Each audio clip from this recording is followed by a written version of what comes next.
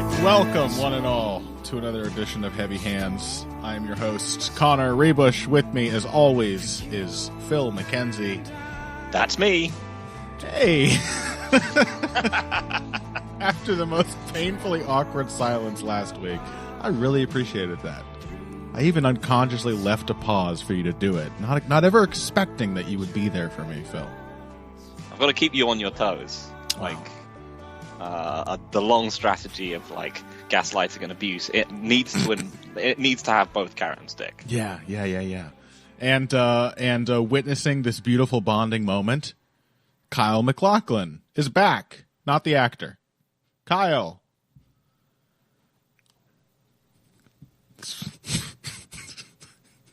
Oh. Great. The font of charisma, Kyle McLachlan. Boy, I really hope the intro song had run out by that point so that we just got 5 seconds of truly genuine silence. Kyle, how you doing, buddy? Yeah, I'm right. How's it going, boys? All right? Oh, yeah. Thank God we got something interesting to talk about, eh? Yeah, it's UFC 281. Oh, I'm sorry. I thought Phil was giving you the cold shoulder. Phil, you have something to say? Yeah, I mean, it is super interesting. It's this was it was but well on paper and turned out super interesting in actuality. One of those great cards, which is a mix between just has lots of things to offer, surprises and actual good fights and horror in various forms. Yeah, good shit. Yeah, and of course, most importantly, and I don't know why you didn't mention this, I was right. Oh, God. Connor was right. Oh, Kyle? God. I'd almost forgotten, Kyle, did you also have the stones to pick Alex Pereira? Listen. First and foremost, I listened to last week's episode, right? Mm-hmm. And you very much sort of prefaced your argument with, well, if someone's got to be Pereira, I'll be the Pereira guy. And by the end, you convinced yourself that you were this sort of stone-handed, excuse the pun. It's literally a pun. I forced that in there, sledgehammered it in there. Uh-huh. You were just, it is Pereira. Analysis-based, it's Pereira. But actually, you were just sort of like, well, if no one else is going to pick him, I'll argue his case. And by the end of it, I think you'd sort of convince yourself that you were genuinely picking him. And I'm not really sure that was the case. Now you're certain it is. But if he'd lost, you would have gone, well, obviously I didn't really think he was going to win. So did I think he was going to win? No, I didn't actually. My prediction, just quickly before you sort of kick it off, is I thought that he was going to be able to do his sort of back foot thing and sort of poke away, prod away, slow Pereira down and win a decision. And interestingly, I sort of didn't. It's funny, actually, because I listened to Jack Slack's podcast today, and he said he had just sort of seen it as a kickboxing match in a cage and sort of neglected some of the nuance. And Miguel last week on your podcast sort of brought some more of that nuance in, which I stupidly thought, yeah, of course, there's so much more to it than just kickboxing in 4-ounce gloves. But actually, as I'm sure we'll discuss, I think that some of those things would have benefited Adesanya more than they actually ended up doing. So I think it'd be interesting to talk about. Yeah, I guess we may as well get in there. I mean, the big thing here is that it's, well, you know what? Actually, no, fuck it. We're going to get in on my my favorite thing to hit on and why I did ultimately pick Pereira. And listen up, Kyle. All right? I do get to have it both ways, okay? If I have to pretend that I'm not embarrassed every single time I pick a fight wrong because I carefully laid out a fairly accurate analysis of the fight, okay? That I get to gloat about picking something right, even when I spent half the time hedging and saying why I might be wrong.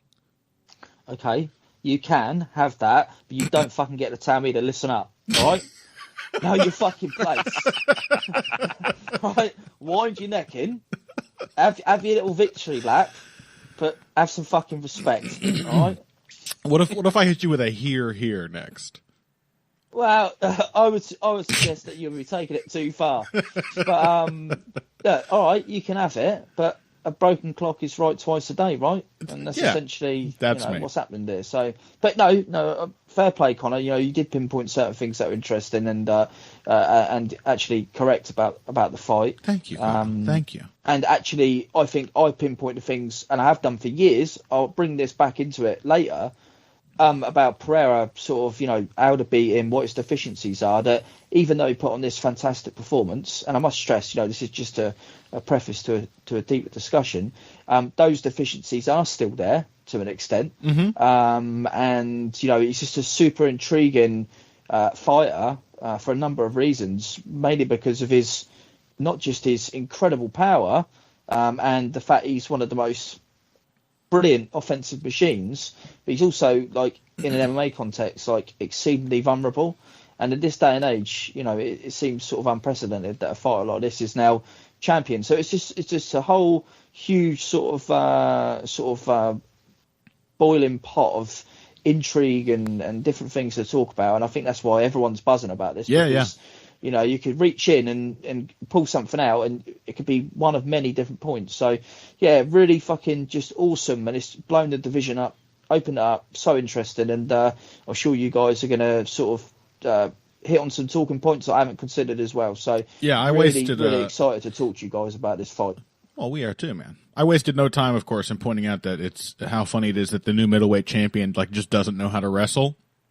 And, of course, many people came and pointed out that actually the last one didn't really either. So middleweight truly is a special division where it is the division of specialists, as Phil and I have often pointed out. The first thing I want to hit in getting into this is the main reason why I ultimately did pick Pereira.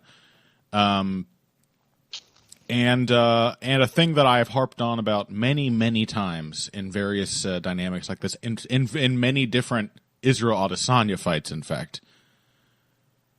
This is why you don't give a puncher 25 fucking minutes to figure out how to punch you. Is it fair to say that as much as this was, like, Pereira is kind of an IQ test, right? Not to say that he's like just a complete like object or obstacle as a fighter, but realistically for a guy like Adesanya, it feels like this is a matchup that has a lot more to do with how Israel game plans than it does how Pereira game plans. And that as much as this is a Pereira win, I think it's a serious failure of Israel Adesanya's. I can't not think that he did not have to let Pereira have this fight with him. Is that still true in your minds or not? Kyle? Sorry, Phil. He always gives me first. You're the guest. Go for it. You're the guest. But basically, I think the interesting thing here is if you look at, say, the Cannonier fight, obviously also a heavy-handed guy, but it's not just about letting a puncher, giving a puncher 25 minutes sort of figure you out. It's that Pereira is able to do things that, Izzy likes to fight in a certain way, especially as of late, generally. I would say sort of the last time he hasn't really done this kind of negative, disengaging, sort of low output kind of thing is sort of the Paulo Costa fight, which he was fantastic in.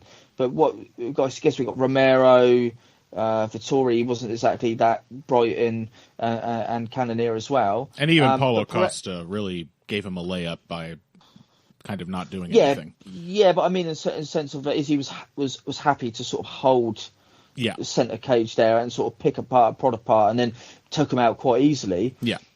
In this fight, Pereira, unlike all those guys, he's more capable of dealing with Izzy in those situations.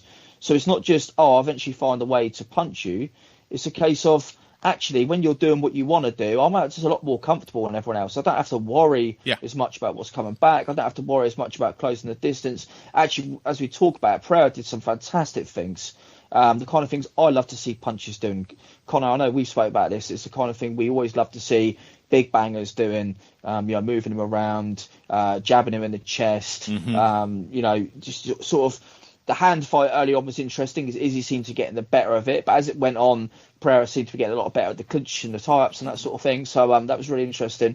But yeah, Adesanya, I said in my initial preview podcast for this months ago, after Pereira beat Strickland, I sort of had a look. It's obvious they're going to make this fight. How can it go? And the reason I found it hard to analyse this fight, and I promise you, it does tie into what you're saying, Colin. I'm not going to go off on some wild tangent. Was that the way Adesanya tends to fight? No, I promise you, I will.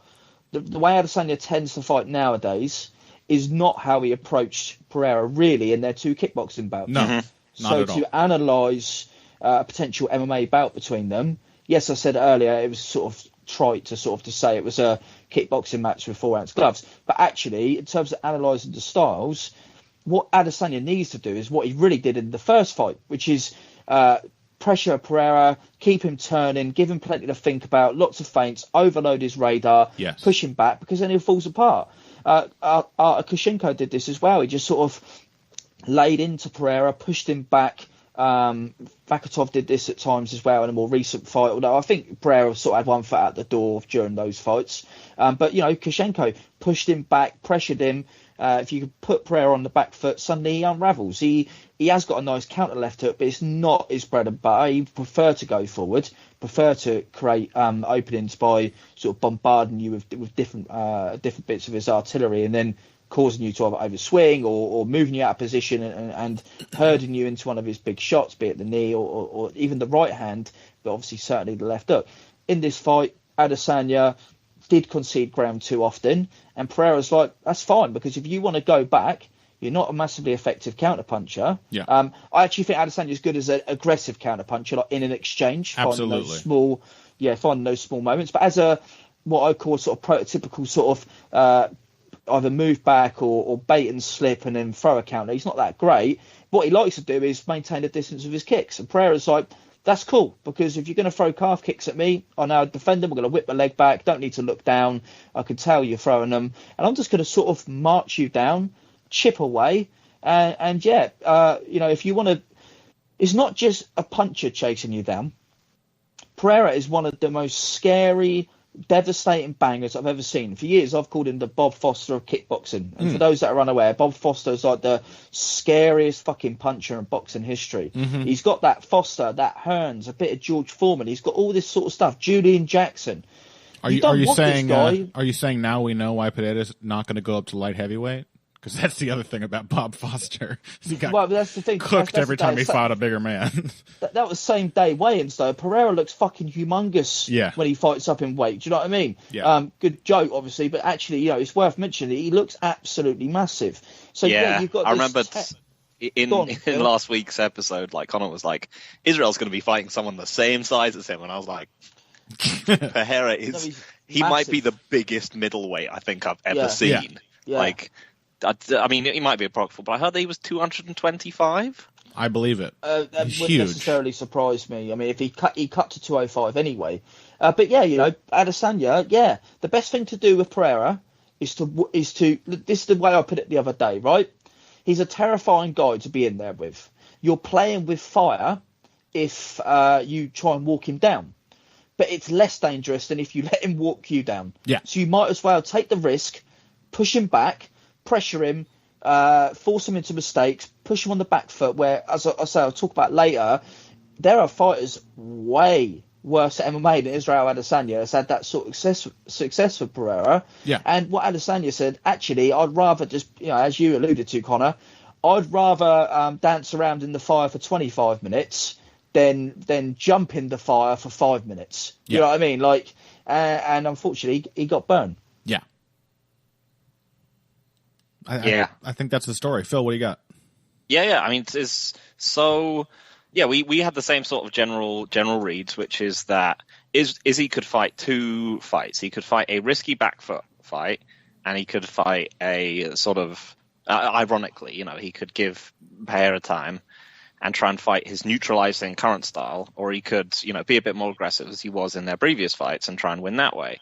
And Conor accurately said, we've seen him in MMA. He's going to have the neutralizing back foot performance, and it's going to give Pereira too much time. Even though, and Izzy himself was pointing out his own fight to Pereira and being like, it's not just a knockout, and the first fight was super close and I won. People should watch those fights. So even though he knows that he won at least huge portions of both those fights, he he did not go for the approach that won him those portions, which was aggressive. So that was the other. So that was the other thing about it, is that like you could be like, there's these two approaches. So one of the things was that I said is that even if Izzy goes for his neutralizing approach, it'll be riskier for him, but he'll still probably win. And that was my thought, Phil. I agree with you. Yeah, and it will, for all the reasons that Pereira is, slow and plodding. Izzy is a good mobile. He's a mobile fighter. All the like MMA specific reasons we hit on last week, and it's still going to be an Izzy minutes and a Pereira moments fight. But what I found was like the really surprising thing about this fight is that, to me, well, firstly, it was the fact that I think Pereira had a great fight in lots of ways, like ability to cut the cage looked better. He was much less lackadaisical in the clinch. Like all these, he defended kicks better. I think Miguel Class also mentioned some of this stuff on Twitter, but he just had, I thought, a very good performance. But it was also that, it wasn't just Pereira being good at cage cutting that was causing Izzy to get backed into the cage a lot of the time.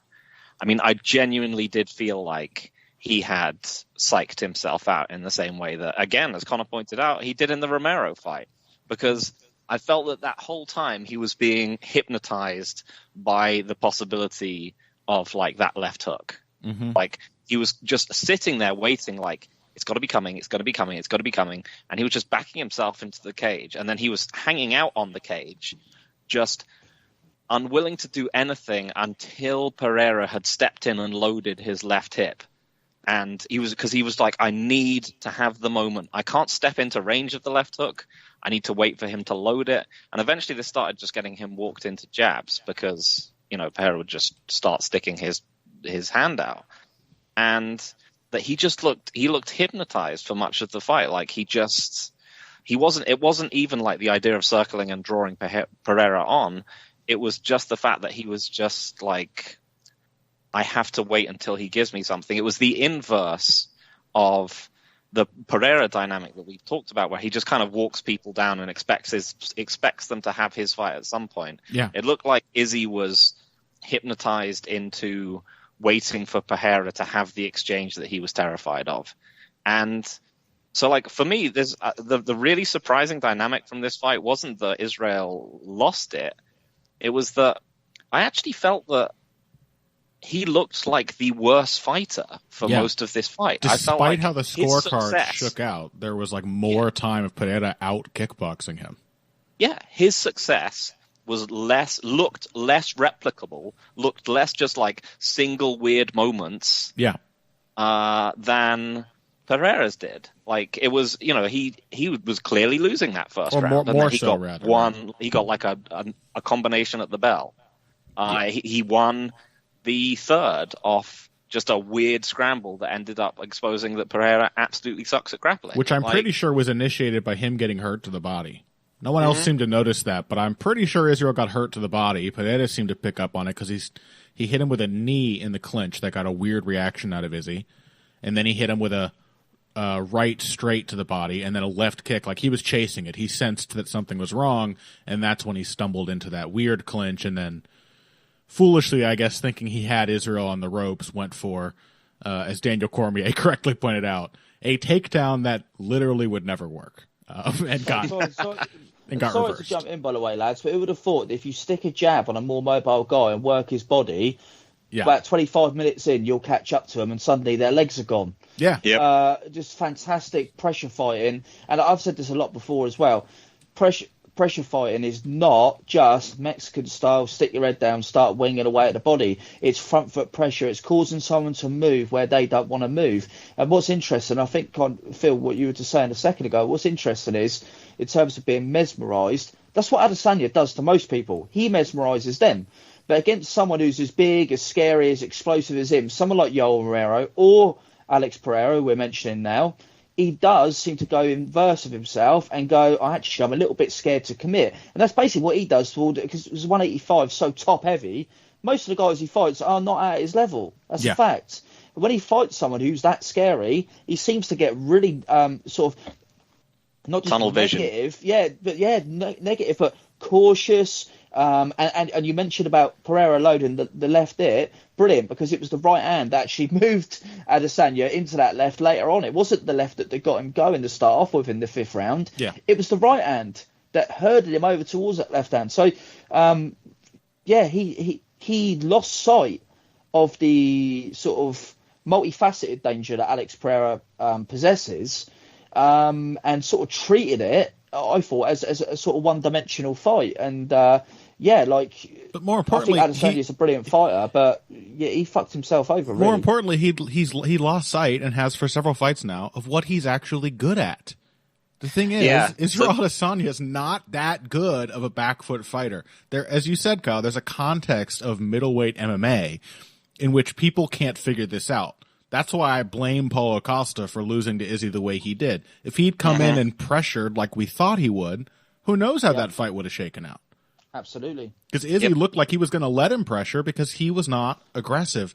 But look at any of Izzy's kickboxing fights. Look at his fight with Brad Tavares. Like, that's what he's best at, is overwhelming people, making them think too much about defense and building layers on them, and being quick to aggressively counter, being quick to drawing the opportunities and sniping people. Basically, that's what he's done. The first Robert Whittaker fight. Yes, seizing the initiative. That's when Izzy's actually at his best, and he didn't do that once. So I totally agree with you, Phil, that he basically was losing the kickboxing portions, except for he stunned Pereira at the end of round 1, and then laughably, it actually took Pereira into 7 minutes into the fight to find his own jab. But once he did, he was kind of tuning Izzy up on the feet.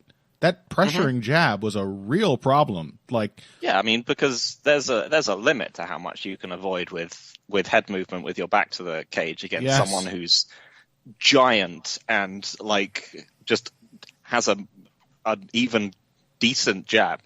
He started and even then it's not even just a matter of it's simply just a matter of just changing the angle on his jab. If you're he's going to slip whenever I throw this punch at him, you just started punching at his collarbone. Yeah. I think the thing about Izzy, one of the things I thought was really telling was after the fight, when Izzy was talking about how he thought the stoppage was early, whatever, but I'm not interested in that. But I think the interesting thing was that he was like, I was going to get my wits back, and I was going to go back to take him to beating him up on the ground. And, oh my God! And you're just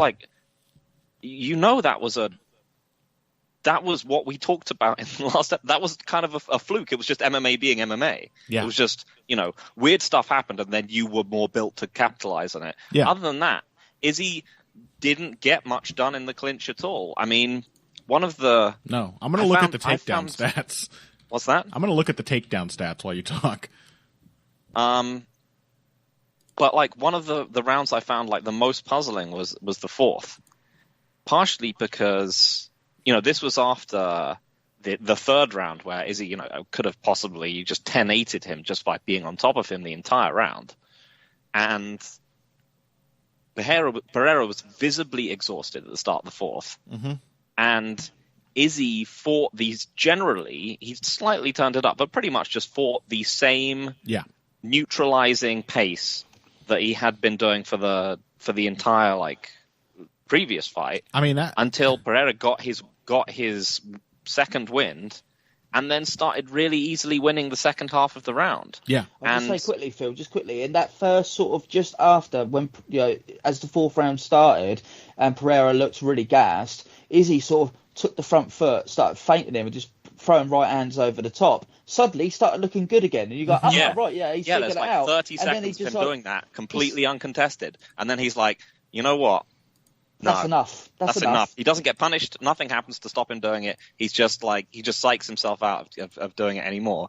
And then again, he starts clinching up again, and then Pereira, he just as I said, at the end of that round, they were Izzy's got this in the bag if he just survives one more round. And I was like, I didn't even think that round was that wasn't that clear. It got surprisingly close towards the end. I'm not even sure that was I wouldn't be confident that was like an Izzy round. Yeah, it got surprisingly close with basically just like a minute of Pereira having, gotten 4 minutes. I mean, it's kind of a microcosm of the fight. Pereira gets like 4 minutes to basically just catch his breath. And then spends the last minute suddenly like looking reinvigorated and very aggressive. And just that minute is enough to be like, did Izzy win that round? I don't know. That felt like a momentum shift. Mm-hmm. I mean, especially as right at the end of that round, Izzy slips to the left directly into Pereira's right hand, which was the kind of the beginning of the end. Yeah. Just a quick little theory for you boys. Obviously, as I said, usually Izzy just sort of gets to sort of do what he wants with that sort of chasm between the two guys, and here he's met with a guy who's able to close him down. Leg kicks aren't working. The jab sort of fills that space in a way that other people aren't, and Izzy's under pressure more. But talking about big moments and then Izzy sort of easing off, as we said, first Robert Whittaker fight, he's just really like offensively daring, and he's creating these collisions, and it's just breathtaking. If you look at the second Whittaker fight, a bit similar to this one, gets the early knockdown in the first round, and he's almost got this kind of Floyd Mayweather way of if a big right hand early, and he's happened in this fight as well, the Pereira fight, and they go, right, I'll put you back in your box here, and now I can just sort of do what I want to do. Now, Mayweather used to do this a lot as well, so I think it's a sort of interesting comparison. The difference being is that one of them, absolute defensive savant, and able to turn it back up whenever he needed and then just go back to his own pace. Adesanya, as we've said, he has these big moments, seems to think, right, that's enough.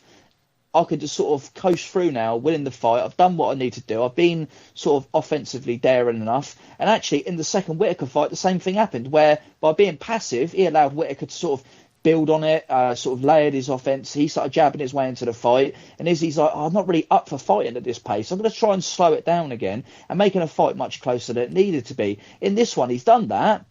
As I say, beginning of the fourth round, I've had a big third round. I've put him in his box at the beginning of the fourth round. And then Pereira, unlike other people, starts filling that space again. By the fifth round, Adesanya's like, right, I've actually been forced to fight at a much higher pace.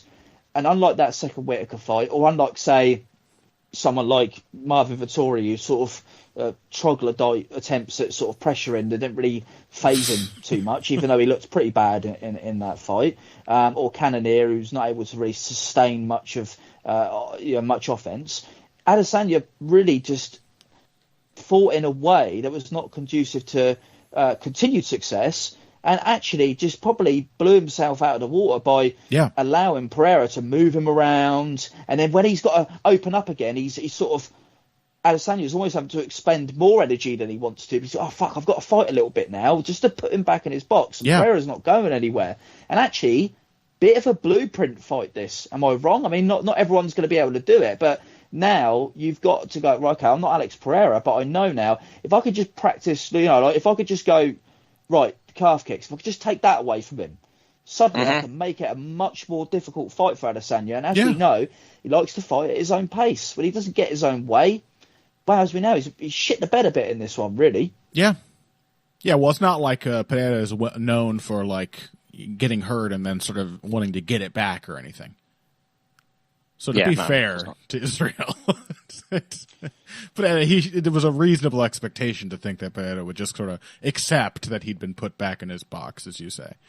Yeah, exactly. Yeah. As we know, especially famously. When you could knock someone out with one. I kind of use Pereira as what's the word? What am I looking for? Analogous to Deontay Wilder. Doesn't really matter if he's losing rounds.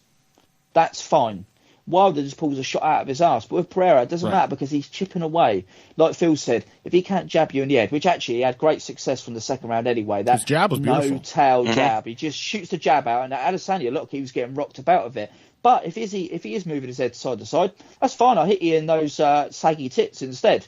And, if you do fight grips with me and control my wrist, that's fine, because Izzy, you want to shoot an elbow over the top, that's absolutely fine. I'm going to get close to you and I'm going to knee you in the body, or I'm going to step around to your left and throw the left hook to the body. These things, people don't really pay attention to them. They're the things, especially against someone like Pereira, taking their toll. They're enough to wipe out most people, Adesanya's a really durable guy. I think, by the way, we need to give him credit for that. He's been knocked out twice in his life, and they're both by the hardest puncher in the world, basically. Yeah. But you can't play this game with Alex Pereira. Like, Ali, he's not going to go, do you know what? Against George Foreman, I'm going to just jab him for 15 rounds. When Ali saw his opportunity, he hit him with a 6-punch combo that flattened him. Because you've got to get rid of these guys. Yeah. You cannot let them walk you down constantly, because it wears on you. Yeah, and if you've gassed them, if you've hurt them, like you've even within the fight given yourself reasons to like hang some confidence on. Why then? That's why I mean that was my read is like and absolutely a total gamble in which I hedged my bets every which way in that, because I also half suspected that Izzy was just going to narrowly win another fight in which Pereira just didn't find the punch. But like there's something psychologically off about late career Adesanya as a fighter, that he does not recognize that like the need to I don't know, maybe it's becoming a champion. Like this has happened before. People get this overly defensive mindset or whatever, but good point. Clearly the safest thing to do against Pereira is to spend as little time with Pereira as possible. And you had evidence in this fight to say that you were capable of doing that. He almost knocked him out in the first round. If he turned the wick up in the 4th round and built on that first sort of 20 seconds, or whatever Phil said, he probably would have stopped him. Or he could have possibly stopped him. Pereira was dead. He was absolutely gassed, but he it took that whole round to recover and then had it back by the end of it. Which is also another thing that experienced strikers do. They know how to regain their gas while still moving around and defending. Like, that's another thing that MMA fighters don't have that experienced boxers and kickboxers do. Is the ability to burn time and recover, you know, like while moving around and staying active. You got to press him. I don't know. Yeah. So this is the thing is that you know, Izzy's going to be campaigning for a fourth fight between the two, and the thing is that I think he genuinely could look at the first 2 fights between the two of them and just be like, I'm the better fighter. Like, I genuinely think he could say that to himself. I think he was kind of robbed in the first fight, and it was one big punch in the second one.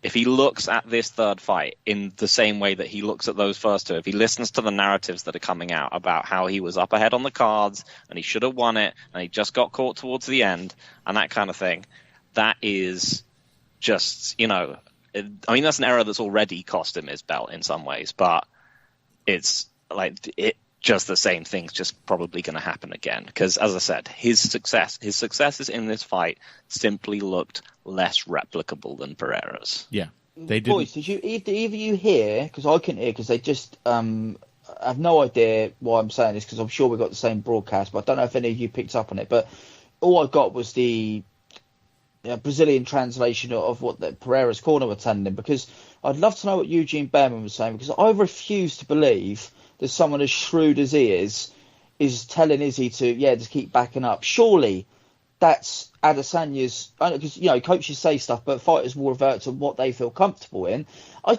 Surely Eugene Behrman, he studies tape all the time. He's a real shrewd sort of analytical guy. You telling me that he's telling Adesanya the best way to beat this guy is to back up constantly and let him come on to you?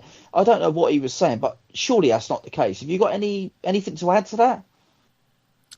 Yeah, I got the same broadcast, so I didn't hear anything. I mean, I don't know if anyone's heard about, you know, what. So I didn't watch any of the previews or anything. I mean, I have no idea what they said. I cannot speak to how true this is. I didn't hear anything particularly interesting in the corner, to be honest. But I might rewatch with that in mind just to see try to judge what Behrman was feeling about this. But I did hear some things about how Behrman was unhappy with the kind of training Adesanya had been doing for his past several fights. Okay. That he thought he was being too passive, and that he was also, despite that, like gassing, or perhaps because of it, because again, it's a thing that as much as it is like, it feels like a safe place, it's a tense, uncomfortable safe place for Adesanya to exist in, because clearly what he's best at is overwhelming people. that he didn't like the way the camp's been going and wanted to address it. And I did hear a couple of, and this is complete rumor, a couple of people saying that maybe he was unsuccessful in getting that change to happen. That maybe Izzy is sort of running a bit of his own camp inside City Kickboxing, and like, so maybe there's something like that going on. Maybe Izzy just thinks he's got it figured out. He's the champion. He knows what he's doing. Clearly, it's working, and isn't taking advice. Or maybe Behrman also looked at the results and was like, "Well, hey, it's working." I don't know. Mm-hmm. I just wanted to ask that in terms of how it pertains to Phil's sort of hypothesis, because I think, Adesanya's got to make some changes, and, the avenue for him to win. It's mad. On my podcast, shameless plug for it, Combat Chronicles, it was actually a Patreon only, so if you want to subscribe, head on over to patreon.com/Combat Chronicles. I said, it's mad. I'm actually of the sort of opposite feeling to you, Phil. Like, I've watched every fight of Adesanya and Pereira's, and yet I still see more avenues for Adesanya to win. It's like he's just been knocked out by him for the second time in a row. And yet I still think, if you ask me next time who's going to win, I probably still would pick Adesanya. But I don't trust him to do what he needs to do, which is mental, because he's completely capable of doing them. Yeah, but that's why you don't pick him. That's the thing, is that, I mean, I think Conor probably agree. Like, I think Adesanya is a better fighter than Pereira. Like, he just has more. Yeah, he has more ways of fighting than like available to him than Pereira. Like, he can, in weird ways, he can survive more of Pereira's offense than Pereira can survive of his. But that has convinced him that this is a good way of fighting Pereira. Like, but yeah, I mean, if I think just with a game plan that just is a couple of things different, just like. One thing different. One thing different. Go forward and stand your ground. If you got to move, move sideways. That's it. Yep. Don't retreat. That's the game plan.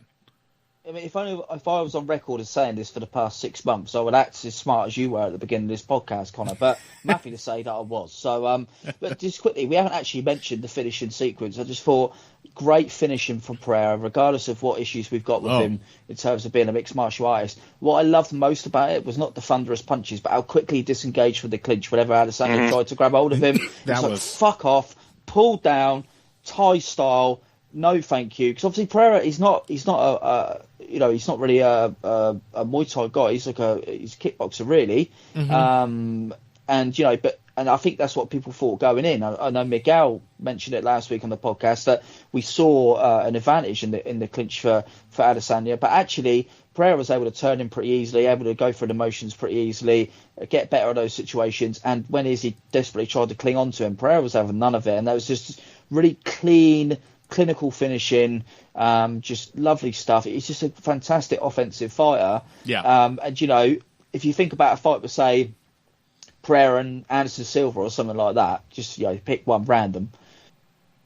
Someone who's, I say random, it's not random at all, is it? I'm picking a guy that most people see as the greatest middleweight of all time. Pereira could conceivably win that fight, but you put him against or Machida maybe, but against Weidman, no chance. Against Whittaker, less chance. He's matchup dependent, but it doesn't mean that he's useless or anything like that. He is legitimately good at MMA now, to the extent that he could just about, and I said this to you, Conor, on Twitter, just about get through bad moments against certain types of fighters. But actually, his main issue is not so much getting taken down and just getting smothered by a wrestler. It's he still makes silly mistakes like that third round. That was mainly his own doing. He tried to shaft his grappling. He did this in his debut. He tried to shaft his grappling, and when he had a chance to disengage, he tried to pull an armbar out of his ass. It's like, mate, that's not what you're good at. Not in this fight. He tried to pull a heel hook out of his ass in this one. He's making the same mistakes, winning the title that he made in his debut when he lost in jungle fights. Do you know what I mean? Like, even though he has progressed to the extent that if you just sort of get on his back and you're not a particularly great grappler, he knows sort of, in this fight, he actually did control his wrist, but in his debut against that, what's his name, Michaelis or something, that fella, I can't remember his name. Yeah, his UFC debut, Andreas Michaelis. He was able to sort of buy time, control wrists, and sort of he just ride out the moments. Not able to really, really like a sort of cage walk or anything. It doesn't seem to be too great at that. But in this fight, the worst round of the fight for him, apart from getting twatted at the end of the first round, was mainly his own doing. If he just used that sort of scrambly clinch moment to just say, do you know what? I'm going to push you up against the cage, do my thing, disengage, go back centre cage. That never would have happened. Yeah, because that's what the he ended thing. up doing was he had Israel Adesanya on his back, who has no clue what he's doing. Yeah, and he couldn't get up. And the clinches, as it turned out, where we thought that maybe you could project some success for Adesanya there based on the fact that, in kickboxing, Pereira was quite passive in the clinches and seemed to rely on the clinch breaks. It turns out that he's also just huge, which we pointed out. He's ridiculously strong. He's ridiculously strong. So just a modicum of more active clinch work or knowing how to get an overhook, and Adesanya couldn't move him. He just couldn't do anything to him. I did look up the numbers, Phil. UFC stats credited Adesanya with 4 takedown attempts, of which he got 1. So and that one was sort of a reverse. Well, I don't even know what it was. Yeah, it was sort of a reversal of Pereira's takedown. Sort of Pereira throwing himself on the floor. Yeah, it was, yeah. Yeah, so the official takedown stats for this fight, the percentages are Adesanya 25%, Pereira 100%. Yeah. So he's officially a better wrestler. Right at the end of the second round, and I think he kind of tried to show Adesanya that I can do a little double leg. Maybe I am Jan Blachowicz. I'll do that in the third round as well. No, don't do it in the third round. Don't do that. You're doing your best when you jab him in the fucking face. Yeah. And I think at the end of the second round was just before he landed a head kick as well, which sort of landed with the toes or the foot rather than the shin. He would have absolutely destroyed him if that had landed properly. Oh, yeah. So, and what I'm trying to say is, despite Pereira's deficiencies, and yes, he is somewhat matchup dependent, at the moment, 185, not full of quality wrestlers. People will probably say that Vettori might be able to sort of durability, use his durability and sort of get him down enough to sort of win a fight. That's a possibility. Vettori winning the belt off of this would be really, really funny. But Vettori isn't targeting Pereira though. He's like he still wants Adesanya. Yeah, he still wants Adesanya. He's like, it's time for our third fight, Adesanya. I'm like, you can understand it. He's like, it's like Adesanya to him. He understands that. Yeah. So it's like Adesanya to Pereira. He understands that he might have lost 2 fights to Adesanya, but he's still pretty much the better fighter. But my point is, all jokes aside, people talking about some random person could win the belt now because of Pereira. Not the kind of guy people will be sort of lining up to wade into because he's absolutely terrifying. Yeah. It's all easy going, just shoot a double leg, he's done. It's obviously never that simple. And he's a guy who's pretty nice intercepting knees and whatnot. So, there's always that chance as well. But also, they're not going to put him in with anyone like that. He's going to fight Adesanya again. And he's probably going to fight Robert Whittaker once he beats Costa, which I imagine he will do. Whittaker, I think, would beat him. The one thing is that he will absolutely dwarf Whittaker. Like, Whittaker looked small against Adesanya, and Adesanya looked small against Pereira. But Whittaker, you absolutely tower over him. Whittaker probably will take him down and beat him up on the ground. I still think Rob's just smart and versatile enough to do it. Not without his challenges, but I think that's his best avenue to a title, certainly. Outside of that, it's still pretty thin on the ground at 185. They're never gonna. Why would they put Derek Brunson in there with Alex Pereira? Well, let's be honest. If Pereira it'd be insane to do it. For me, if Pereira beats those 2 guys, he's going to go and fight up at 205 against Jiri, probably something like that. Do you know what I mean? If he became double champ, it would be hilarious. But they're going to put him in fun fight. They're not going to go, do you know what? We'd love to have Derek Brunson as our champ. They're not going to do it. Yeah, of course. I would genuinely very much like to see Pereira versus Jan Blachowicz. I think that's an awesome fight. Oh, it'd be beautiful. Yeah. Absolutely beautiful. Just 2 huge guys with very different striking games. That would be sweet.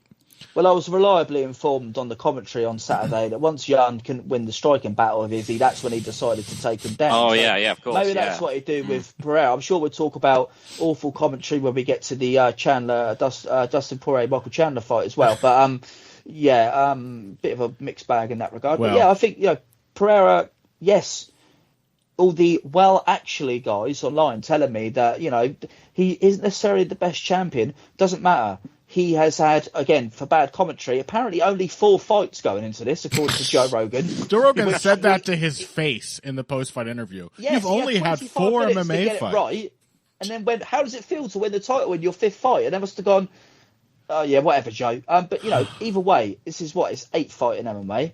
I wrote that article years back called Alex Pereira, Destroyer or Pretender. And that was before he'd fought in LFA.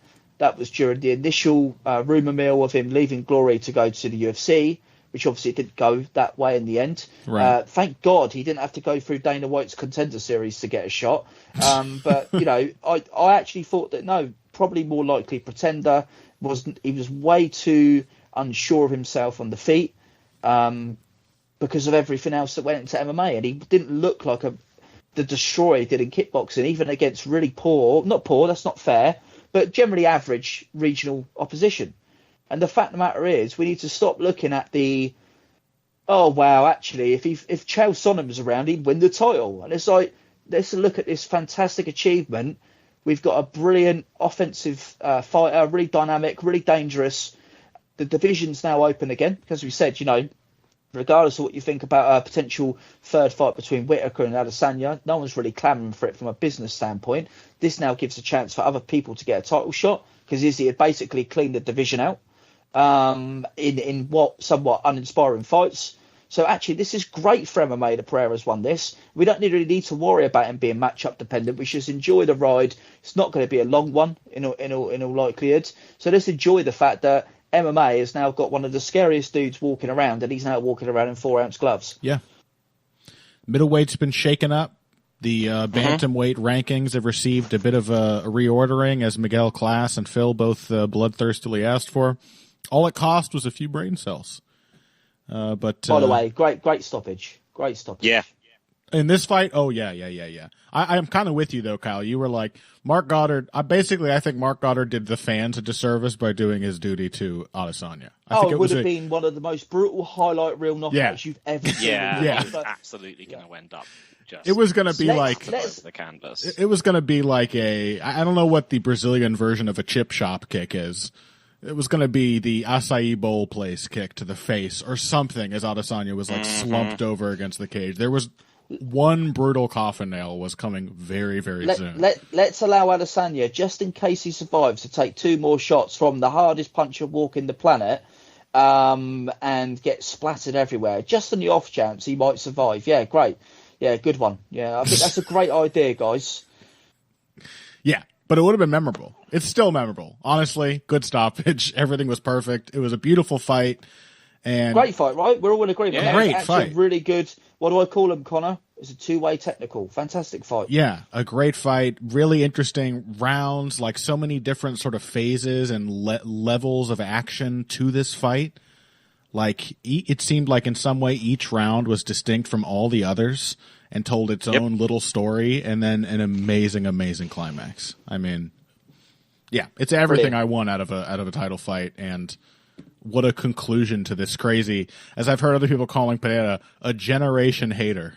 Just the nemesis of Adesanya, just waiting years. Oh man, a great tweet from Bubba, who used to who's worked for the fight site, long-term professional fighter and coach. One of the best boys, and he said Poatan is such a hater that if Adesanya went over to the WWE, they'd say, "Oh my God, who is it? It's Alex Pereira," and he'd turn up just to beat him in wrestling as well. Do you know what I mean? Like, this guy will follow him anywhere just to hate on him, and I thought that is just absolutely brilliant. Yeah, Pereira, man. The guy, I'm happy he's done it. The guy Eric on Twitter is always replying to me, said that Pereira is going to follow Adesanya home, ring his doorbell at 2 a.m. and knock him out again.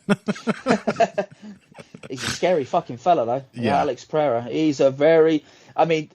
All right. Okay. All right. That's 50 minutes. That's 50 minutes on this one fight. No, I just want to say, just quickly. Oh my God. Now that weigh-in, that's the iconic moment. We didn't get the knockout, but the weigh-in with the traditional headdress and the face paint and everything, that's fucking really badass now. Yeah. Now he's won it. So yeah, I told you to talk about it for a long time. There's a lot to talk about. Oh, I expected it. That's why I didn't stop us sooner. Yeah, just a beautiful fight. Wonderful story, great action. Literally nothing to complain about unless you're Israel Adesanya. And with that, Let's take a break. When we come back, we have fortunately a fight that will take less time to discuss in the co-main event. Another title fight. Zhang Weili somehow, improbably, got the belt back off of Carla Esparza. We've also got Dustin Poirier, Michael Chandler, and we might just have to pick one of the others to discuss, given how much time we have left. But either way, we're going to get to as much of the main card from 281 as we can after this. Hey everybody, thanks for listening to this week's Heavy Hands. If you like what you hear, please consider pledging to support the podcast on Patreon. Patreon is basically continuous crowdfunding. You sign up to contribute a certain amount per month to help us with production costs and the like, and in return you get rewards ranging from a mention on the Heavy Hands website to a question or topic of your choice being discussed on the show. We have a lot more in the works to reward you for your help, and we appreciate every contribution. No amount is too small. Just head over to patreon.com and find how you can help out, the only show dedicated to the finer points of face punching. Now let's get back to it. Well, on that note, Kyle, you were just saying there's nothing much to talk about. Zhang Weili versus Carla Esparza. Welcome back to Heavy Hands. We're talking about the co-main event here. Everyone knew what was going to happen. Can I guess since there's little to say about the fight, first of all, amazingly cool finish. We'll talk about that. Why was everyone acting like Carla Esparza is like known for having bad fights? The opposite is true. Most of her fights are very fun. Not about having bad fights. I said before we started recording that she looks and fights a bit like a creator fighter. Like I just find her very generic, even though she's fine as a grappler and as an offensive threat there. And as I say, she's had some fun fights.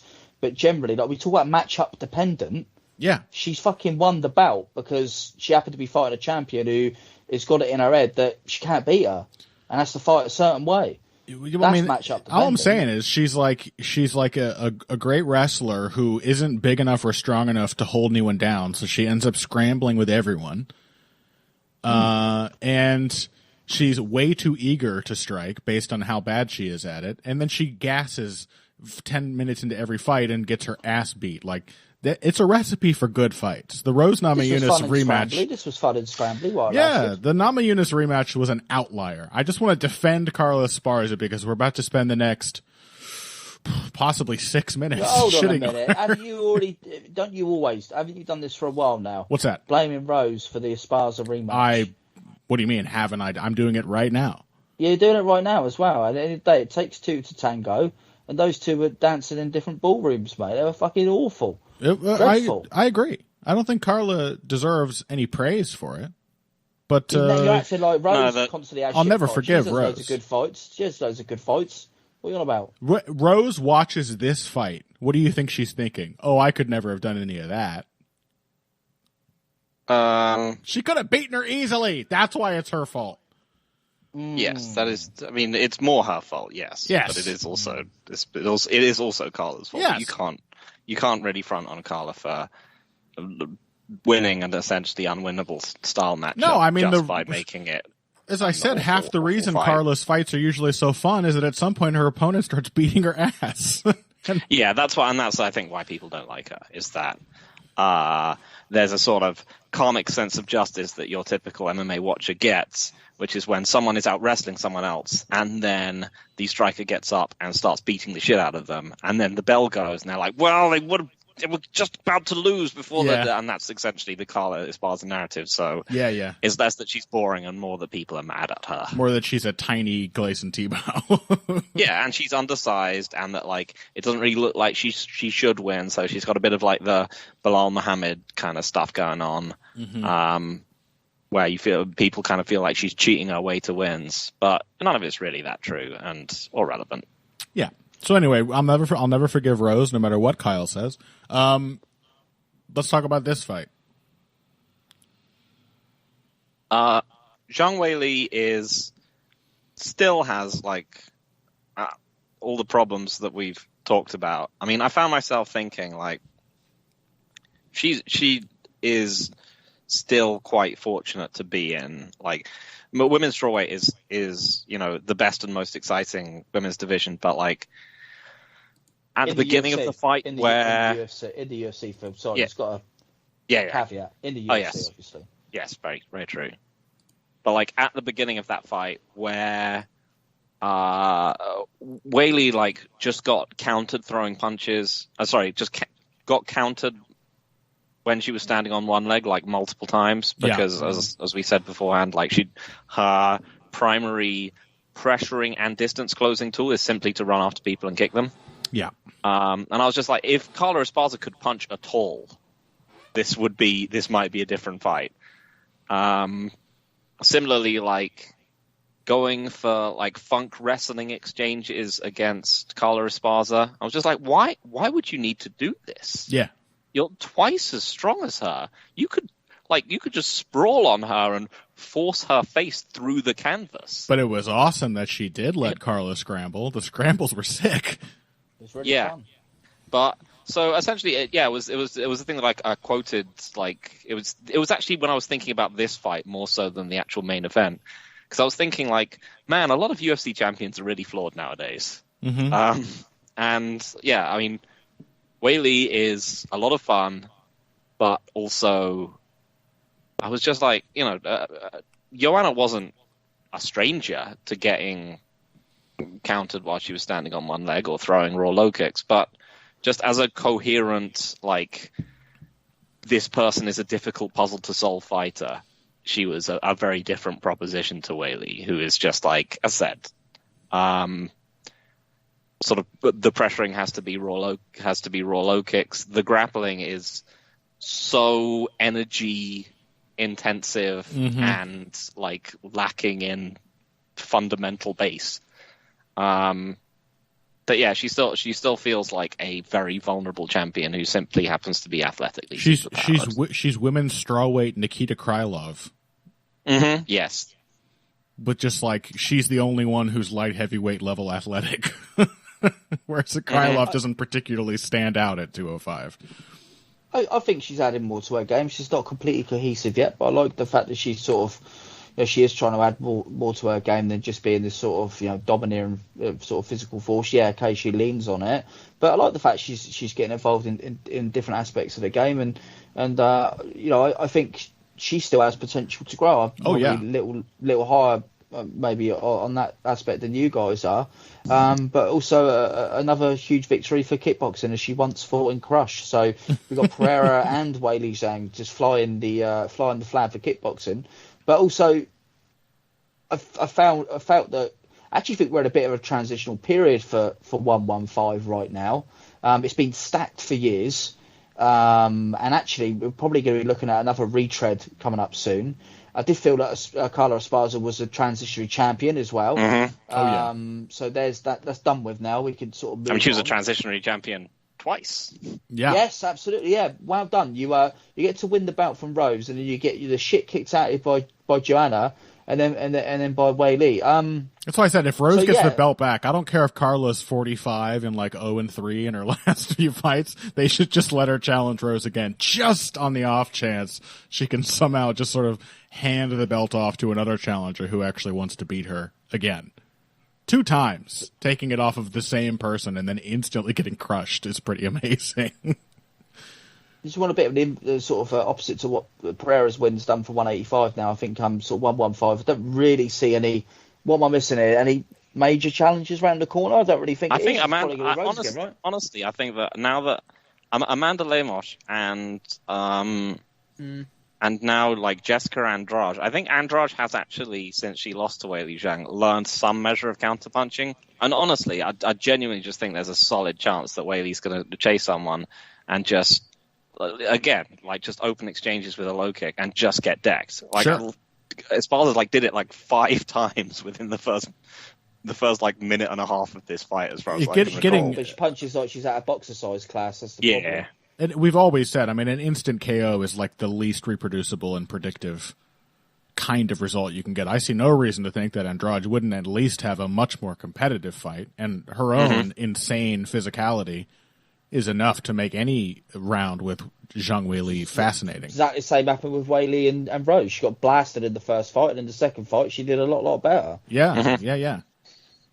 It's interesting, sure, but I just feel like I'm just trying to say, like, we've always had a lot of sort of depth at that division, and it seems like it's sort of the same old faces to some extent. Apart from, But I don't find myself looking at her and thinking like I did when Joanna beat Gadelia, and just thinking there is no one on the horizon who can beat you, which at the time was true. Like, yeah, well, Rose could still beat her. Yeah. Yeah, exactly. That's the thing. Yeah, actually, Rose could still beat her. I would pick Whaley next time. I think the second one was relatively close, and I'm not sure where Rose is mentally, so I probably would pick Whaley, but she could still beat her. Yeah, exactly. Like, I feel like there's still a lot of competitive fights for Whaley out there, in the way that there wasn't really for Joanna. Sorry, Phil. Carry on. Yeah, I was just going to say, like, the era of sort of dominant, unbeatable looking champions is thin on the ground basically at the moment. There's Volk, and there's Shevchenko, and there's I think there's Islam, but I don't think there's many other people where I'm just like, I don't see anyone who can beat them, and it's just a strange place to be. Is that like there's a lot of the roster of champions at the moment is just like, it just feels like quite flawed. Fun though. Yeah, absolutely. Flawed is great for MMA. Flawed specialists are like the lifeblood of this sport. I swear to God. I'll say one thing. I was somewhat unfair to Whaley when I first watched the fight, because it's sort of like, oh yeah, they're on the ground, they're tangled up. Oh, she's just choked her out. But actually, she had what I always called the Gary Goodridge crucifix on, which is nice. They should allow the elbow. Yeah, they should allow the elbows. I think a surefire way to get me excited about a run-of-the-mill submission is to hit it from a slightly weird position. You know, like I want to see leg locks out of like an omoplata. I want to see triangle arm bars, and I want to see no hooks, crucifix, rear naked chokes. I thought that was a sick finish. It was. McLachlan's like, I'm not going to bother fighting this. I'll just tap immediately. Seemed to opt out. Yeah. Fuck this. First of all, the stuffing the takedown from Carla, which seemed completely in. And of course this has to do with her physical strength. But Whaley, just like fully taken down, still manages to easily hip heist and get herself out of that, end up on top. Then the crucifix. And then essentially securing the choke with one arm. Before the final moment when she actually had to lock it in, and using her other hand that entire time to control Carla's hand so that when she was ready, she could slot the control arm right behind the head before Carla could catch it. I mean, I thought that was a really cool finish. It was awesome. Yeah. So that's all there is to say. It was a cool finish. Pretty fun fight for what it was, and pretty predictable. Only ever going to be one winner. Yeah. Yep. Okay. Dustin Poirier, Michael Chandler. This one was everything I thought it could be, and then it was some things I sort of hoped it wouldn't be, and then it was another thing I never thought it would be. So let's, how do we kick this off? Phil, did you have any thoughts you want to lead us into this with? Yeah, I mean, so I think I picked Chandler, right? Chandler and Adesanya, you idiot. What a fool. But yeah, but you could see why. I think is one of the things. But this is one of the things I said on Twitter is that like Michael Chandler comes in with good game plans and then like executes them harder and with more effort than anyone could withstand, like including himself. He will just come in so pumped to execute the game plan. And it's a good game plan. Yeah. So, he came in with all the right ideas. Push Poirier up against the fence, mix up strikes and takedowns, all this other kind of stuff.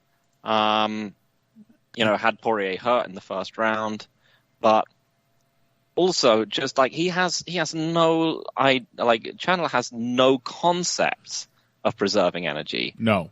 I saw Top Gun 2 for the first time recently, and it really enjoyed it, but it did also like strike me for the first time, like having watched those, like both a Michael Chandler film and a Michael Chandler fight and Tom Cruise in quick succession. I was just like, these are very similar kinds of like lunacy.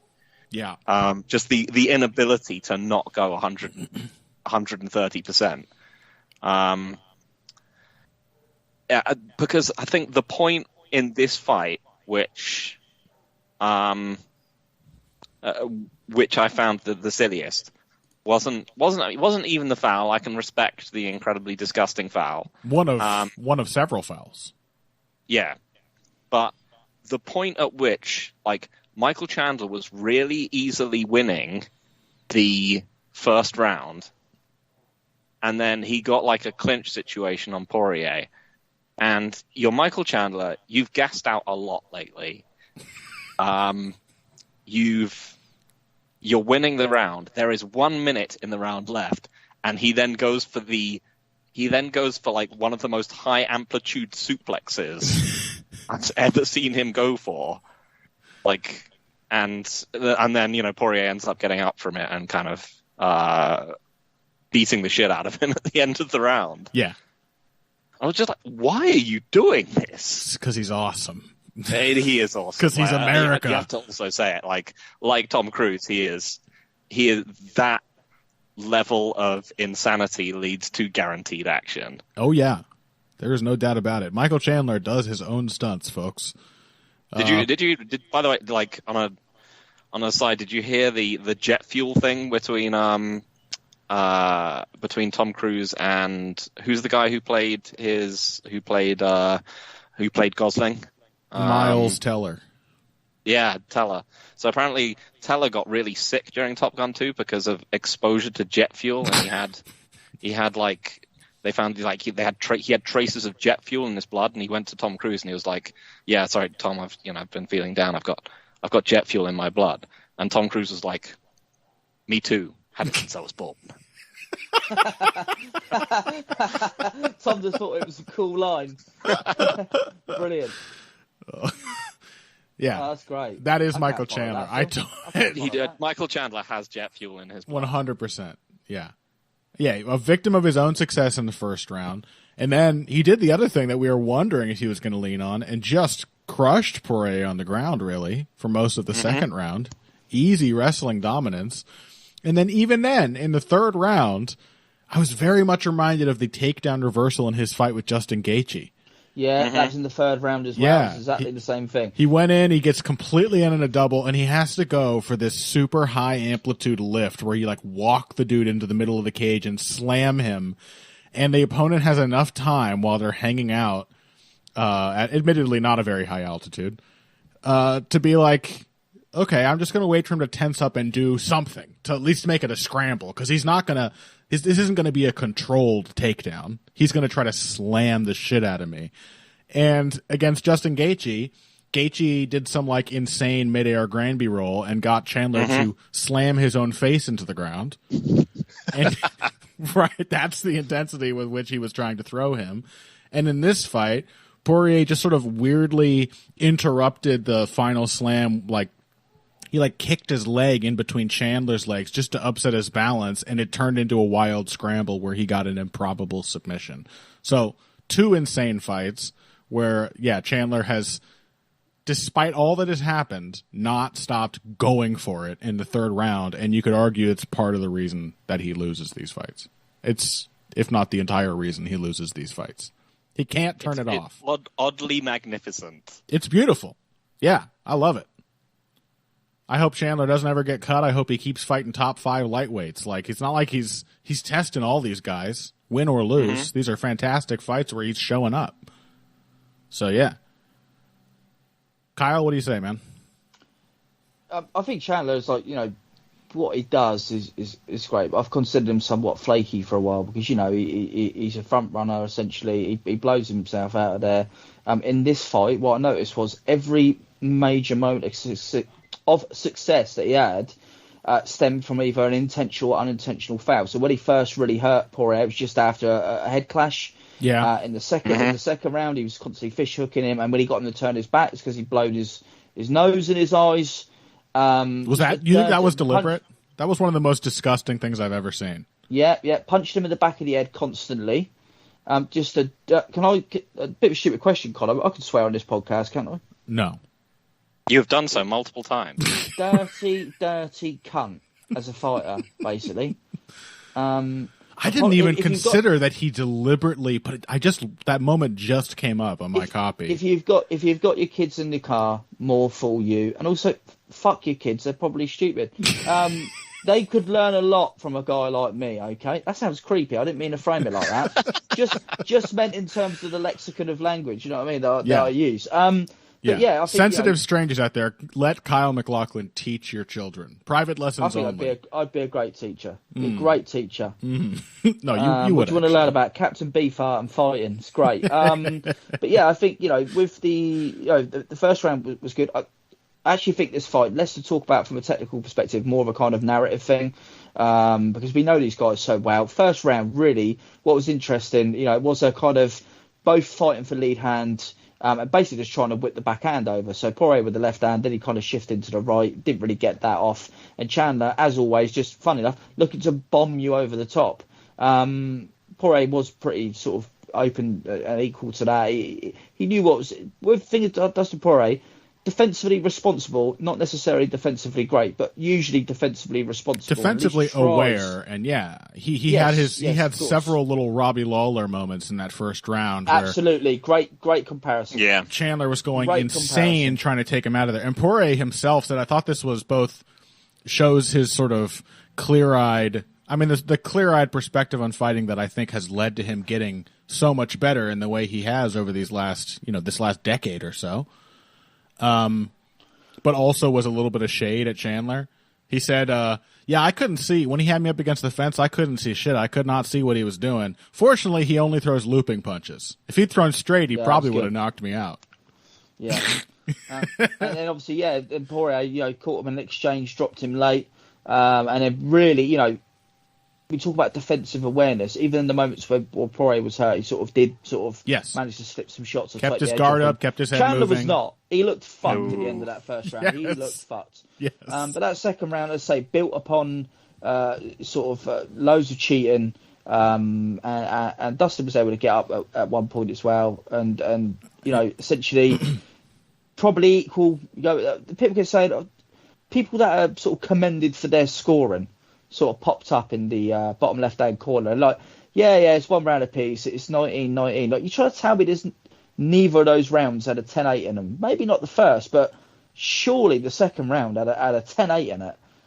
Because it was pretty dominant by Chandler. I'd gladly give him only a 10-9 for the shithousery that he displayed, because I don't think you should reward being such a dirty bastard. But at the end of the day, talks of scoring, absolutely redundant, because, as you said, he tried to launch Poirier into the sun, got his back taken, a lovely little backpack there, and pretty easily fought his way into the choke, and that was it. And not much resistance there at all. So Chandler is an action fighter rather than an elite fighter, in my opinion. There might have been a place at time where he was. The way I like to say it is, when Poirier, Gaethje, Alvarez, or maybe not totally fair in any sense, because he did win the belt, but or Chandler, see an elite fighter, they become spurious, really, and somewhat phony. But if you match them all up against each other, they're kind of like the Bobby Chacon, Bazooka Lamone, Boza Edwards, Navarrete sort of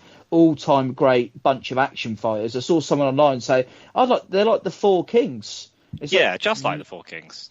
Yeah. Not an elite fighter there, in my opinion. Some quality ones. But you put a Chucky Olives or Khabib in there, and suddenly they fall to bits. But and I think it'd be the same with Islam. But put them all against each other.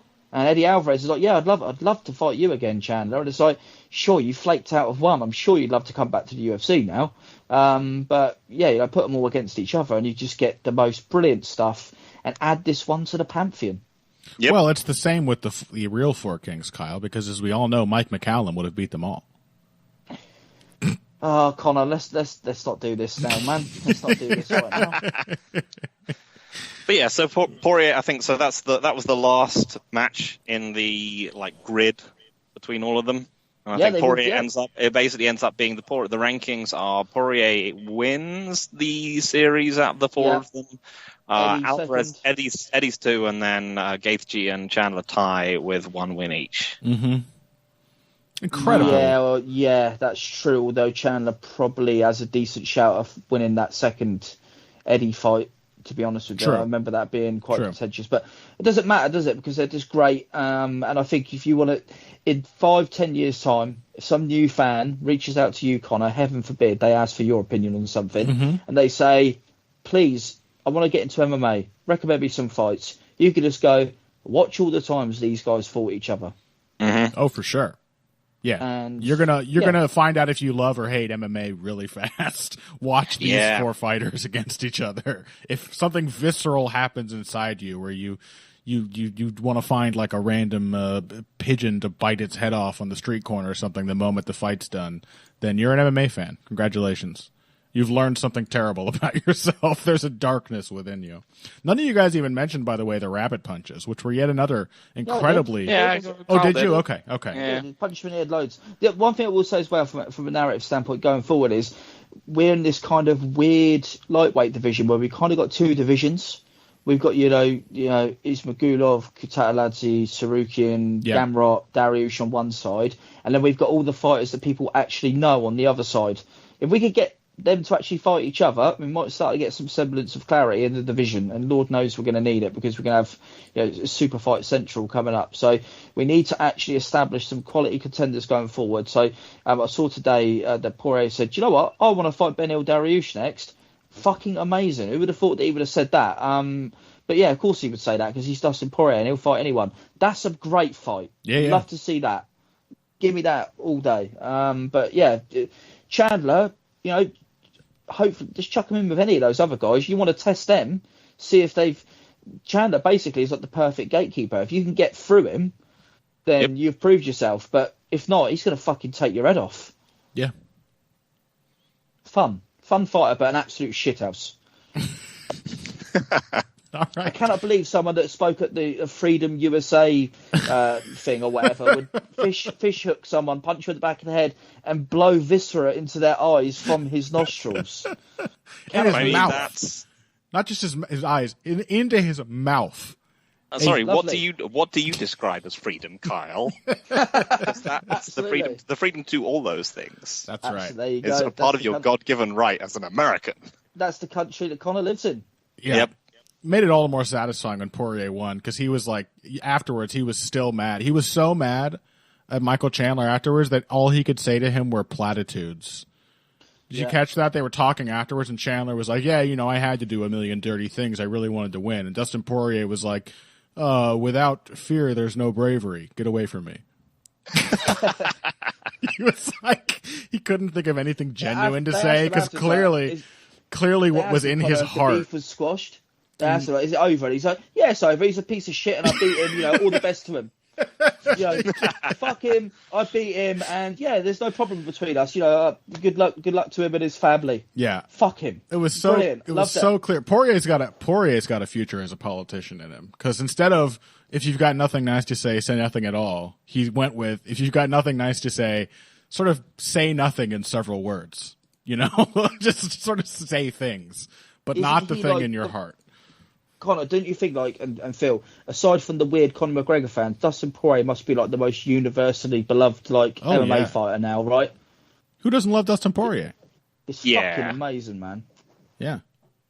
All right. It's him and it might still be Max. It might be Max Holloway. Max too. Yeah, maybe Max. Yeah. Sure. Yeah. Yeah. 2 lovable guys who also had a sensational fight between them. Oh yeah, man. Boy, this is a disgustingly violent sport. Let's take a break. Violent card. Great card. It really was. Let's take a break. When we come back, I don't even know which one we're going to... I guess we may as well hit both of the other 2 main card fights. We're already at an hour and 10 minutes. Who gives a shit? People are always telling me, why do you say the episodes can't be 9 hours long? Well, you're a freak, okay? Not everybody wants to listen to that. For the non-freaks out there listening, hopefully you care about these fights as much as we do, and you'll stand for a very long episode for this podcast has got so long, I had to just undo my trousers. That's how long this podcast has got. Wow. I'm uncomfortable. So to the listeners, imagine me recording this podcast, my zips undone. Let's see where we get to by the end of the episode. That's not even the weirdest excuse I've ever heard Kyle make for why he had to undo his trousers. Absolutely. There was a bee down there. That's what I told the police. There's a bee sting, maybe. All right, after this break, Hey. Gutierrez, Edgar, Hooker, Puelles. Next. Financial support is fantastic, but there are other, even easier ways to support Heavy Hands. Perhaps the best is by spreading the word.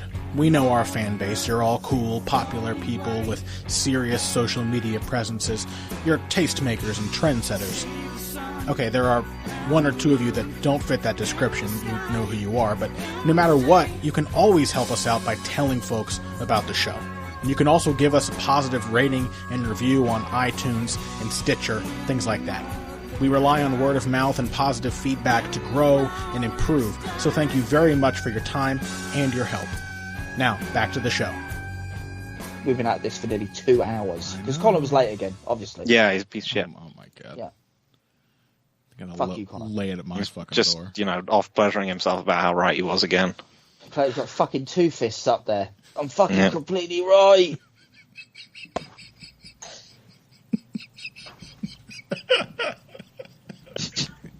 Okay. Oh, maybe I do. Maybe I do have a shame kink. That one really got me too. Okay. All right. Welcome back to Heavy Hands. We're talking about the last two fights on the UFC 281 main card, and then for the first time ever, a special fourth segment, easily 45 minutes long, where we talk about Derek Lewis versus Sergey Spivak. Kyle, I know you're excited. This podcast is cancelled. I'm cancelling you. I know you're excited, Kyle, but first we got to get through these two fights. Chris Gutierrez versus Frankie Edgar. Phil, are you happy? You like that? It Make you feel good? Make you feel like a big man?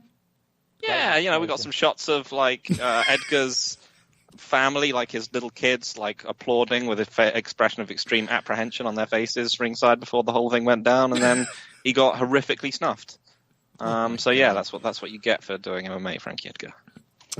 Why would you bring your family? What I love, guys, when you've been a servant to the company for 15 years, one of its greatest champions, you announce your intent to go out and retire in a place which is somewhat local to your residency. And what they do is they give you a fight against a notable but pretty much sort of no-name fighter who is capable of taking your head off. And they don't give you a light punching layup or a fellow depleted veteran, and instead they allow you to get nearly decapitated inside of a couple of minutes. Well, in front of that adoring family that Phil mentioned earlier. Well, it's payback for how difficult Frankie Edgar has been to deal with, and how he's always constantly biting back at the company and.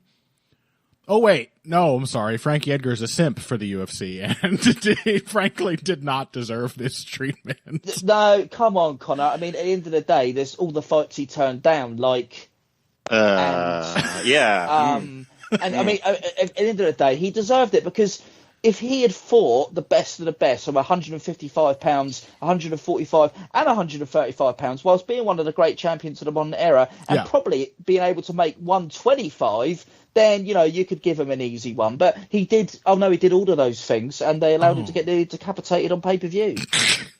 There is... Yeah. I mean... I like the way that it was, again, one of those fights where you were just like, this guy fought 2 weight classes up, and he's still visibly smaller than the other guy. Than Gutierrez, yeah. Crazy. He would look small in One Pride's 105-pound atomweight division, and he is... not a guy. I don't understand how he used to fight guys who were cutting from 170 at 155. It's never looked more. His pound for pound achievements have never looked better than they did when he was flattened on Saturday night. Because you look at that fighter and you go, oh my God, this guy is truly one of the all-time greats. What have they done? Yeah. It makes no sense. I said it last week. Give him Ronnie Yaya. You know? Ronnie Yaya or Dominic Cruz are the only two. Those are the two that would have made sense. Yeah. Light hitting, fellow veterans, mainly grappling based. Really, Yaya definitely. Obviously, Cruz loves a wrestle. Even though he's primarily known for his striking. even bring back Uriah Faber, who I know they've already fought, but he's spoken about potentially coming back. I think the first fight they mentioned was Ricky Simone, right? And then it was Gutierrez. So either way, frankly, they're like, yeah, you're not going to go out without passing on your shine, mate. So you're getting nuked. Yep, and it just seems squeeze completely unfair. It's unfair to Gutierrez. We should be talking about a fighter who's yet another interesting fighter in the seemingly infinitely interesting bantamweight division. Yeah, and I all love it is Gutierrez. Well, actually, mate, of course you sparked him out because he's been shot for a while. Yeah, it was still I guess on that note, he did look very shot. Yes, because we talked a bit beforehand about how, you know, he could be a good matchup for Gutierrez. Again, Gutierrez is a bit of a raw low kicker. Edgar's very good at countering low kicks with like punches and takedowns and so on. But you just saw as the minute the start of the fight started, and you're just like, Frankie Edgar is smaller as he always is, but Frankie Edgar is also visibly much slower than this man. Yeah, and you're just like, oh, that means that he's just dead. Like he's just toast. He's not an Iron Man anymore. He used to be the most durable guy, pound for pound in the sport, who could get up from anything and come back and just shock and wow every audience member there. But now you look at him and you go, you've got none of that anymore. You are a shell. You shouldn't be in there, and you certainly should be in there against this guy. Yeah, Chito Vera was bigger than him, but Chito Vera is a foot slow golem.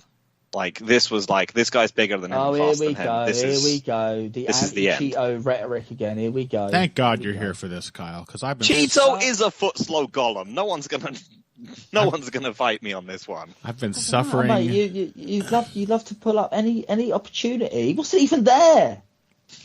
Why are you pulling him? For fuck's sake, Phil. Because at least he was slow enough that Edgar could get some success against him. But this one, it was just like Edgar was outsized and also couldn't line up anything on Gutierrez. Yeah, couldn't catch him, couldn't get to the right distance, because that's Gutierrez's thing, is perfectly managing distance.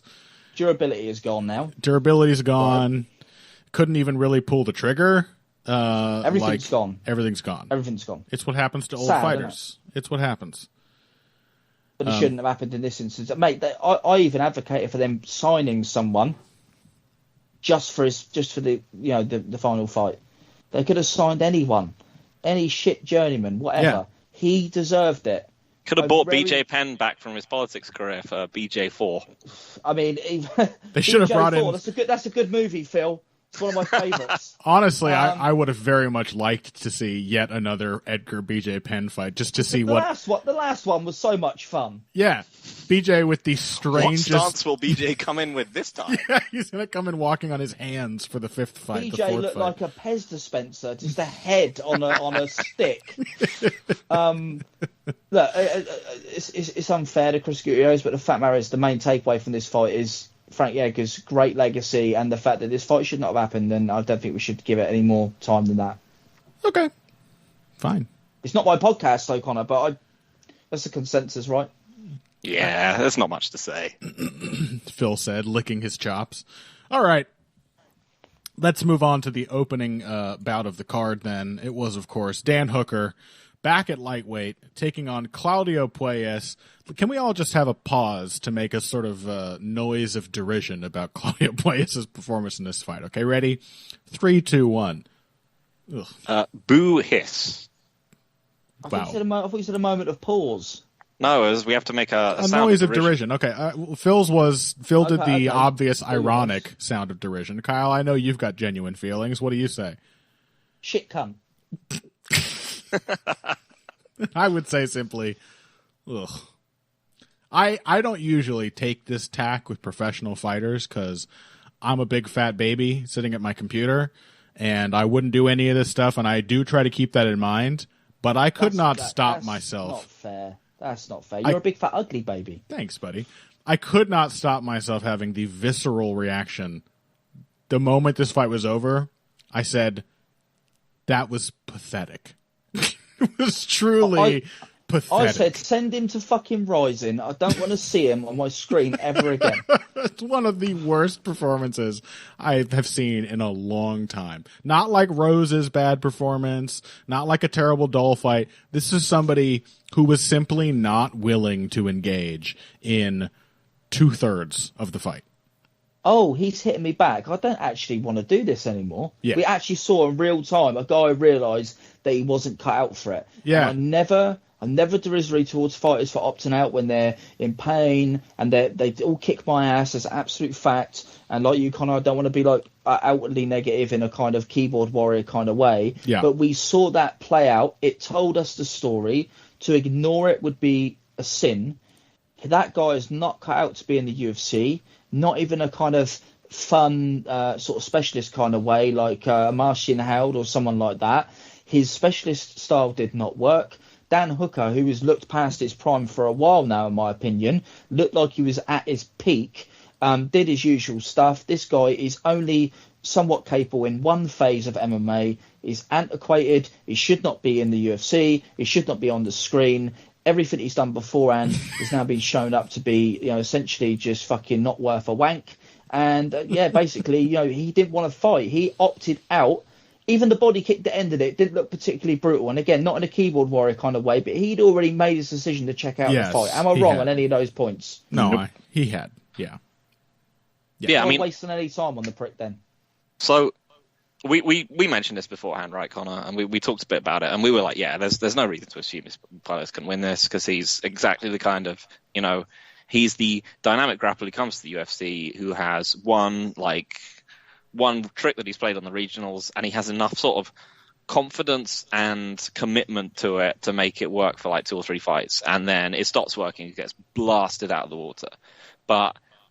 And that was our read, and that was exactly what happened. Yeah. But I did find myself thinking, like, he's quite athletic, and just his ability to like be aggressive and go for things, and to have like an actual skill base means that he is the kind of fighter that can suddenly improve, right? He can suddenly, because if you're just an aggressive submission hunter, all you need to do is try and go a bit down the Chucky Olives route and just throw aggressive stand up, because no one's going to want to take you down, and everyone's going to be constantly thinking about the threat to you, or even fucking Ryan Hall. Yeah.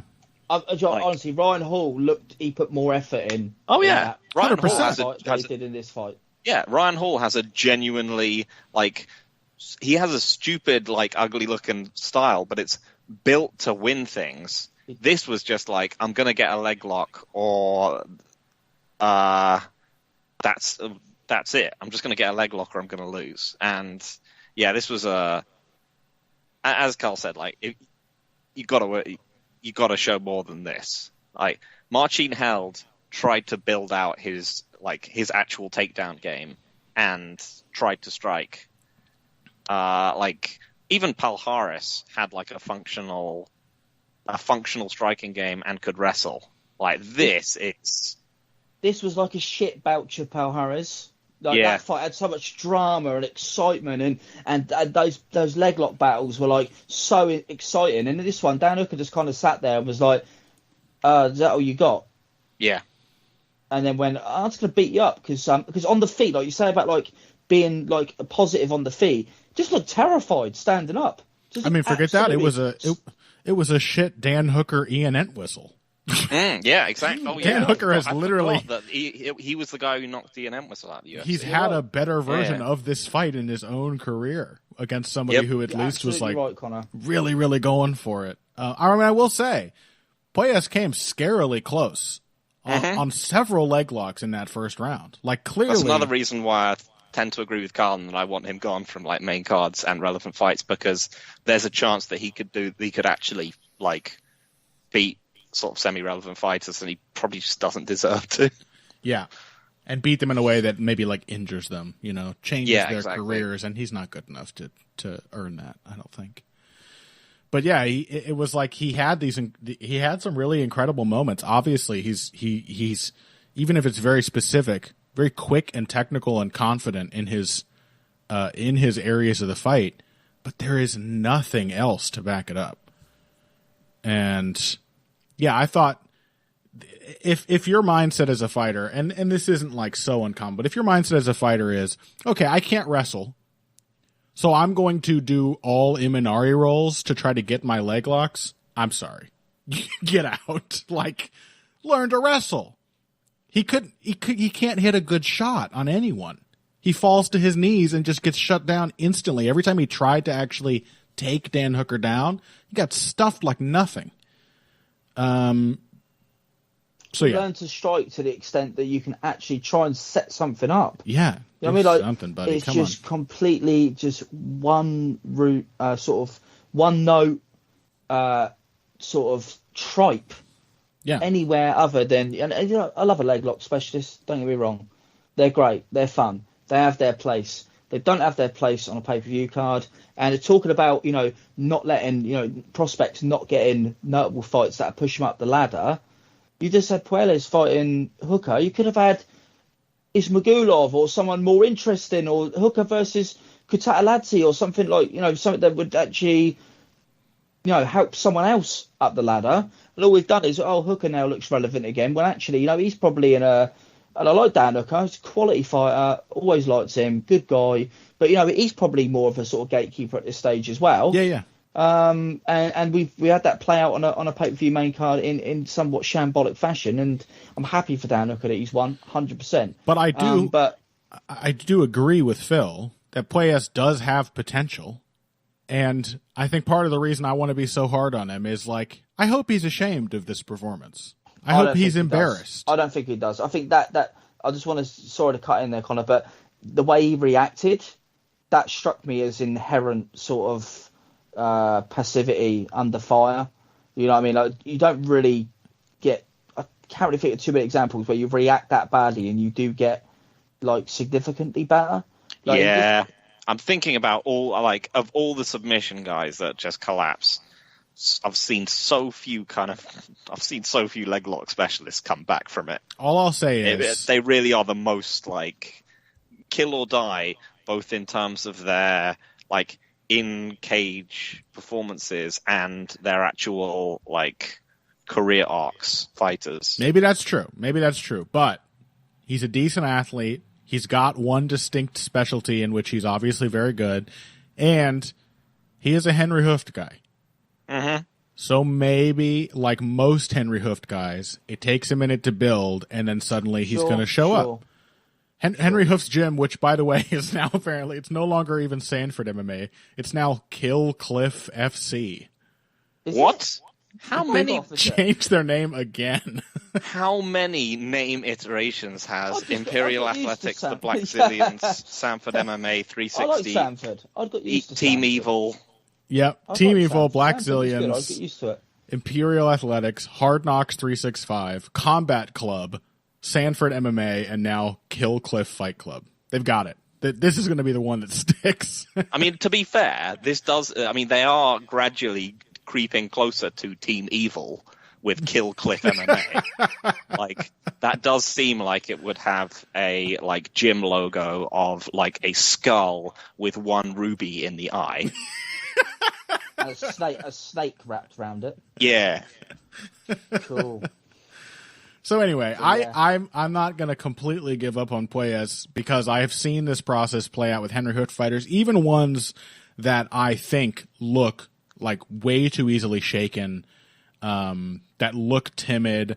I mean, who's one of the newer guys that has been fighting in the UFC pretty recently? I'm going to find his name real quick. Angelosa. That guy I thought was like too timid and too defensively. He's not ringing any bells for me, Con. I'm not going to. That's fine. He's only like 2 UFC fights, but in his last one, he looked like super aggressive and confident in a way I hadn't seen from him before. Look at Gilbert Burns. I mean, Gilbert Burns got destroyed by Rashid Magomedov much in the same way Claudio Puelles just got destroyed by Dan Hooker. He got nothing done. He was timid. His back was against the cage. He wilted. He broke. So it's not impossible. That's all this is to say. I hope Claudio Puelles is embarrassed. And yes, I mean, if he isn't, Henry Hooft will bully it out of him. Yes, I hope he's embarrassed, and that leads him to improve. Because there's nothing I enjoy more than seeing fighters improve, and you got a lot of room to improve after a performance like this. So the sky is the limit, buddy. And that'll do it, I think, for our discussion of UFC 281. It's only been an hour and 3 more hours, but I think did it all efficiently enough. There was a lot to say. I mean, it was an amazing, amazing card. Card of the year, probably, right? I'll have to look back and see what the other ones think were. About it, but yeah, certainly, I mean, it's certainly one of them. It's certainly in the short list. Undoubtedly in the conversation. So, Kyle, thanks, as always, for joining us, for being very mean to me, for using swear words that I, as an American, would never use in polite company. It was mostly a pleasure. Thank you. I'll take that for what it is. Is this where I get to plug my shit? Yeah. No, you have to pick Sergey Spivak and Derek Lewis first. Oh yeah, I forgot. We're gonna take a break. When we come back, oh fuck off! The big lump's gonna win. I think if people want to hear my thoughts on that, no, I'm not even going to pretend that I'm going to talk about that fight. Terrible week really to hit up my podcast because there won't be one this week, so I don't really care about anyone on that card other than Jack Della Maddalena. But if you like my rambles on this podcast and you'd like to hear me in a kind of way that doesn't involve these two, hear me talk on my own over at Combat Chronicles and support the podcast at patreon.com/Combat Chronicles, where for more money than Connor charges you, you get less content. So just if that doesn't sell it, I don't know what does. But obviously, old jokes aside, some pretty long, in-depth, long-form stuff there. Connor's a patron. I bet you didn't even listen to my documentary about Miguel Torres, though, did you, Connor? I did. I told you I did. Oh, did you? Did you like it? Yeah, I did. Tell the listeners that they'll like it too. They should sign up. You will like it. It may not come through on his various appearances on this show. Miguel Torres liked it. Miguel Torres liked it, yeah. Really? Did you get a response from him? He contacted me. Oh, that's he awesome. He contacted me to say how much he loved it, yeah. That's awesome. Yeah, well, it may not come through here, but Kyle is actually very smart and well-researched and knows his shit, so you should definitely go check out Combat Chronicles. Thanks, Connor. I'll take that. And also find him on Twitter for as long as it exists. His handle is not as simple as it appears. Spell it for us? No, it is. It's Combat CR. Oh, okay. There's no zero in there anymore or anything? No. Combat CR. Great. Of course, you can find me and Phil on Twitter as well, at Boxing Bush, at Evil Greg Jackson. And next week, we are going to be back, I guess, to look back at Lewis versus Spivak. And maybe we'll find some other combat sports stuff to talk about. But we're going to have a lot of space to fill between UFC cards here in the sort of 60-day window at the end of the year, where the UFC has already hit their quota. So there will be lots of fun and interesting topics, probably more guests, and of course, the handies are just around the corner. So we're going to close out the year as strong as we possibly can.